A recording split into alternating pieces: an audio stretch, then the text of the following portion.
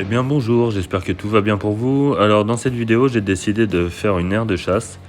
Ouais, j'avais besoin d'une aire de chasse pour mes Camponotus vagus. Je regardais un peu sur internet ce qu'il y avait chez Formio, chez AliExpress, un peu partout.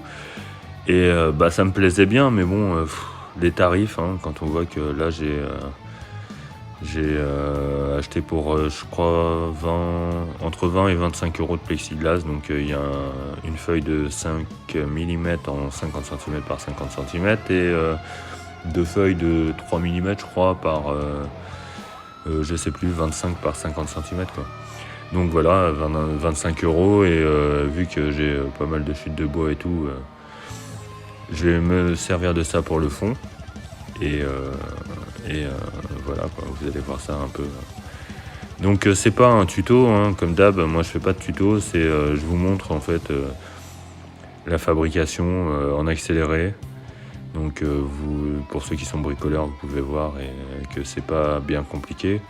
Donc alors moi je débite mes plaques moi-même, les plaques de plexiglas, je les coupe moi-même, j'ai une déligneuse, donc il n'y a pas de souci. Des ligneuses, 6 sauteuses et tout. Bon, 6 sauteuses, après faut limer, donc c'est un peu chiant. Mais sinon vous pouvez les faire tailler. Par exemple, celui-là je l'ai acheté à Laurent Merlin, je pense qu'ils doivent pouvoir tailler aux bonnes dimensions. Donc vous faites tailler aux bonnes dimensions et après il n'y a plus qu'à... Moi j'ai utilisé de la super glue pour coller tout ça. C'était un test, mais en fait ça a l'air de bien tenir.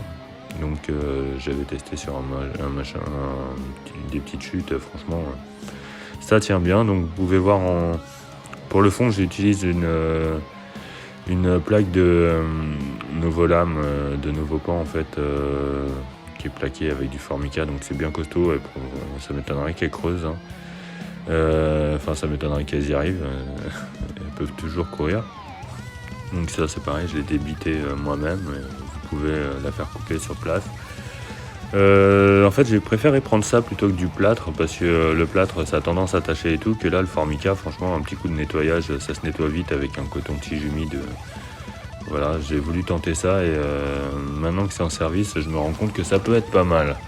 Donc je fais pour le plafond, je vais faire un plafond, comment on peut appeler ça, périphérique, quoi. Je trouve ça super pratique, plutôt que d'ouvrir toutes les 2 secondes. En fait, l'aire de chasse est constamment ouverte et en fait, j'ai juste à mettre mon huile de paraffine tout autour et les fourmis ne sortent pas. Alors en plus, les vagus, je les vois jamais moi, grimper sur les parois pour essayer de se sauver. Donc voilà, juste de l'huile de paraffine. En fait, je me suis rendu compte que c'était super efficace avec les crématogastères. Eux, elles ont un plafond périphérique comme ça et elles n'ont jamais essayé de s'échapper.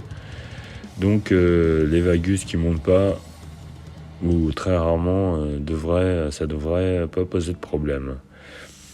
Après, je sais pas, avec toutes les fourmis qui sont exotiques, moi j'ai pas d'exotique et j'en veux pas, donc elle, par contre, il faudra un plafond pour pas que ça s'échappe et tout. Moi, même si elle s'échappait, elle ferait pas de mal. Et puis de toute façon, elles se sentent très bien dedans, donc elles n'essayent pas de sortir.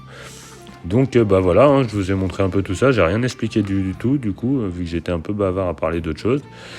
Donc là, j'ai mis des poids, tout ça, c'est pour consolider, voilà, j'avais pas bafouillé encore. Consolider le collage du plafond, histoire qu'il n'y ait pas de jour. Et puis c'est pas du verre, donc le verre c'est sûr que ce serait mieux et tout, parce que là il y a toujours des petites traces, des petits machins, mais bon, franchement ça le fait, hein, c'est que des fourmis, c'est des fourmis qui vont aller dedans, elles ne voient pas la différence. Donc je vous remercie d'avoir regardé cette vidéo et suivez bien, il y en a une autre qui arrive. Allez, ciao, à plus.